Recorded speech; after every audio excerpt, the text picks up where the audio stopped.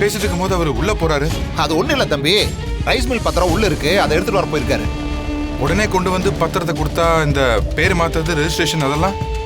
அட என்ன தம்பி பேசுற நீ? இத தாய் பத்திரம்னு தானே சொல்றாங்க.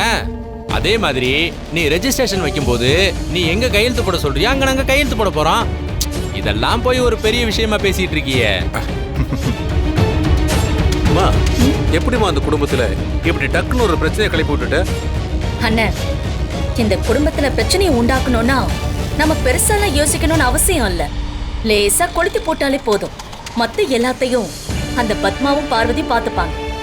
சூப்பர்மா, நீ கொளுத்தி போட்டு அந்த ரகுராம் குடும்பம் எரியறதுல குளிர்காயிர பத்தியா? அது உண்மையிலேயே வேற லெவல்மா. சொத்து வேணுமா? சொத்து உனக்கு இருக்கு. இரு சும்மா சொல்றாங்க, இதெல்லாம் பெருசா எடுத்துக்காத. இதோ மச்சானே வந்துட்டாரு. சிவா, நான் ஜீவாவுக்கு கொடுக்கறதுல உனக்கு எந்த கஷ்டமும் இல்லைல்ல? அண்ணா என்னென்ன நீங்க எது கொடுத்தாலும் அதை பார்த்து நாங்க சந்தோஷப்படுவோம். என்னை பத்தி எல்லாம் தெரிஞ்சும் நீங்களே இப்படி ஒரு கேள்வி கேட்கலாமண்ணே? மச்சான், கொடுக்க வேண்டியதே அவனுக்கு சீக்கிரமா எடுத்து கொடுங்க மச்சான். கொஞ்சம் வாயை மூடிட்டு சும்மா இருக்கீங்களா? அண்ணே, இவங்க எல்லாருமா சேர்ந்து உங்களை உசுப்பேத்தி விடுறாங்கண்ணே. அவசரப்பட்டு எதையும் தூக்கி கொடுத்துறாதீங்க. அதையும் மீறி நீங்க கொடுத்தீங்கன்னா அதுல எனக்கு பங்கு வேணும்ண்ணே. வேணா பத்மா, ஏன்டா பங்கு கேட்டோம்னு கொஞ்ச நேரத்துல நீயே வருத்தப்பட போற. ஆமா, இப்ப தூக்கி இவங்க கிட்ட கொடுத்துட்டு பின்னாடி ஃபீல் பண்றதை விட எதுவா இருந்தாலும் இப்பவே எங்க அண்ணன் கிட்ட கேட்டு நான் வாங்கிக்கிறேன். நீங்க பேசாம இருங்க. இது யாரை விட்டு வச்சது? சரி, அப்போ நடக்கிறது நடக்கட்டும்.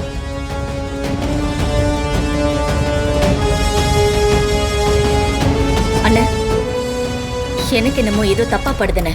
என்னம்மா சொல்ற? எல்லாமே நீ நினைச்ச மாதிரி தானே நடக்குது. அதான் ரகுராம் சொத்து கொடுக்கறதுக்கு ரெடி ஆயிட்டானே, அதுல ஏதாவது பிரச்சனையா என்ன? இல்லண்ணே, அதனால எந்த பிரச்சனையும் நமக்கு வராது. வீட்டுக்கு கூப்பிட்டு ரகசியமா பேசி சொத்தை எப்போ வாசுக்கு கொடுக்கணும்னு முடிவு பண்ணிட்டாங்களோ அப்பவே அது நம்மளுக்கு பெரிய ஆதாரமா மாறிடும். அந்த ஆதாரத்தை வச்சு பஞ்சாயத்துல வாசுதான் வாரிசுன்னு சொல்லி இந்த சொத்தை கொடுக்கற பிரச்சனை எதுவும் வேண்டாம், செட்டில் பண்ணிடுங்கன்னு சொல்லி அவங்களுக்கு எதிராகவே திருப்பி விட்டுடலாம். அம்மா, உனக்கு உடம்பு பூராவே மூலமா. ஜானகி.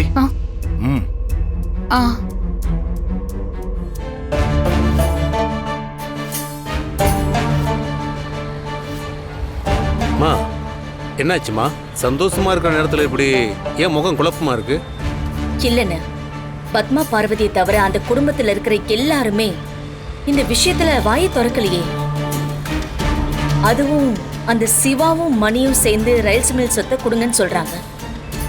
ரகுராம் அவ்வளவு சீக்கிரம் சொத்தை கொடுக்கற ஆள் கிடையாது. எங்கேயோ ஏதோ தப்பா நடக்குதுன்னு எனக்கு உள்ளுக்குள்ள தோணிக்கிட்டே இருக்குன்னு.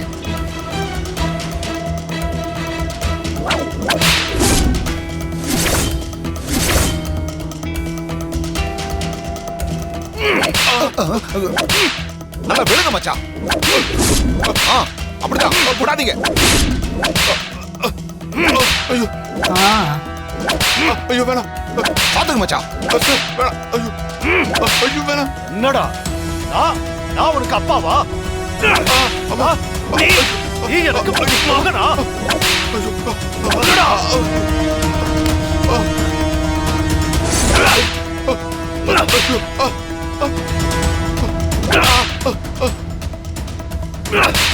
ஐயோ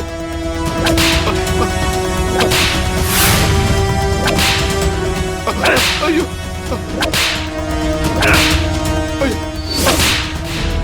நான் தான் உங்ககிட்ட அப்பவே சொன்னேன்ல, நடக்கிறது மட்டும் வேடிக்கை பாருங்கன்னு.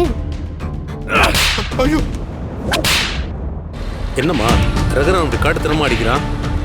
என்னாச்சு? அண்ணா, நான் தான் அப்பவே உன்கிட்ட சொன்னல, ஏதோ ஒரு விஷயம் தப்பா நடக்க போகுதுன்னு. அம்மா, அவன் இப்படி அடி வாங்கினா கொஞ்ச நேரத்துல செத்துருவாம்மா.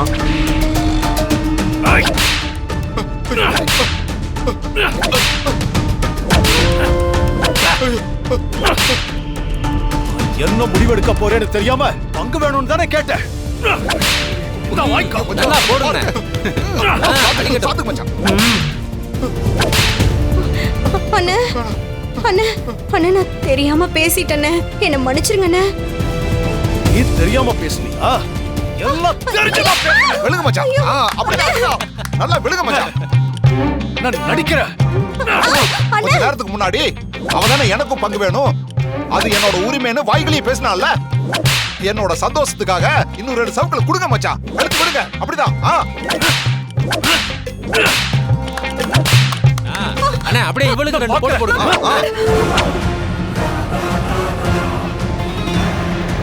இன்னொரு தடவை இந்த வீட்டுல சொத்தை பத்தி யாராவது பேசுனீங்க, எல்லாருக்கும் இந்த நிலைமைதான்.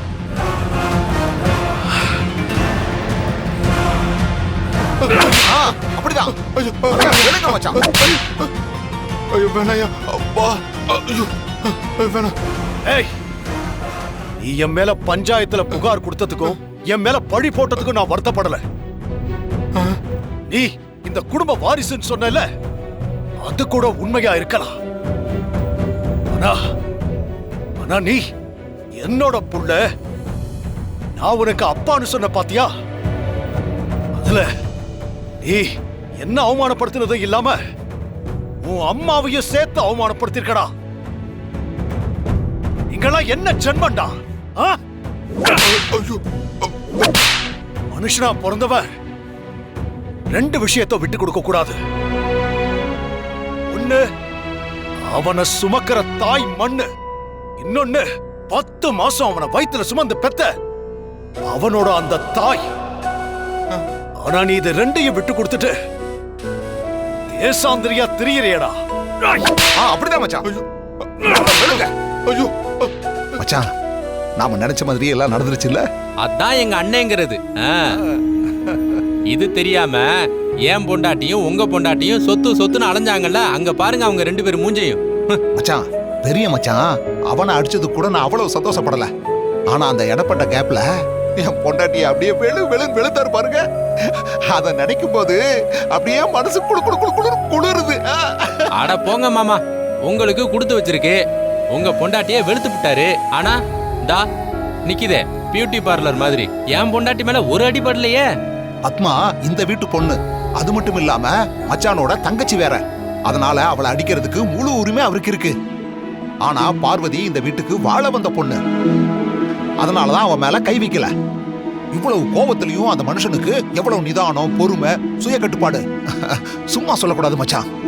மச்சான் இந்த மாதிரி விஷயத்துல பெரிய மனுஷன், கில்லிதான். இருந்தாலும் இவனே 2 போடு போட்டிருந்தாருன்னு வைங்க, என் மனசும் குளிர்ந்திருக்கும்.